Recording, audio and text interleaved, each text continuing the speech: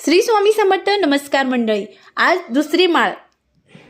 या दुसऱ्या माळीला असं विशेष महत्त्व आहे कारण आज शुक्रवार आहे. शुक्रवार हा महालक्ष्मीला समर्पित आहे.